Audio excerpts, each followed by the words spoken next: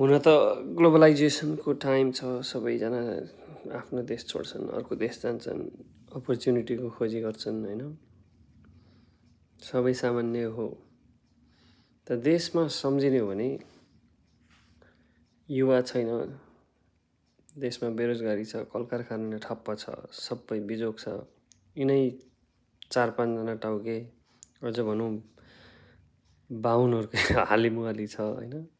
उनीहरूले मन लागेका, उनीहरूलाई मन परेका, उनीहरूका आफ्ना झोलेहरू, झोले भन्न मिल्छ होला अहिले सायद, किनभने आफै ओलीले नै झोले हुँ भन्ने कुरा बाहिर आइसकेको छ होइन। कसैले रोजगारी पाउँदैन कि जबसम्म उनीहरूको माथि यिनै टाउकेहरूसँग कनेक्सन हुँदैन तबसम्म उनीहरूले पाउँदैन, यो यथार्थ हो।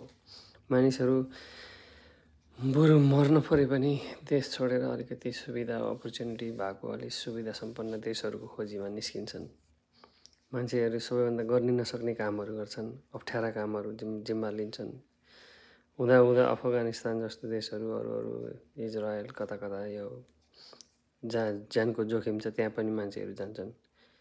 सुख सुविधा पैसा भोग सब चिजहरू छँदैछ, तर मान्छेले अन्तिम अस्त्र भनेको चाहिँ जसरी हुन्छ समुद्रै काटेर पनि सुविधा सम्पन्न देश जस्तो युरोप, अमेरिका, जापान, अस्ट्रेलिया जस्तो देशहरूमा विदेश पलायन हुनेको सङ्ख्या बढिरहेको छ। के भन्नुहुन्छ तपाईँ? नेपाली पासपोर्ट त्याग्नु राम्रो हो?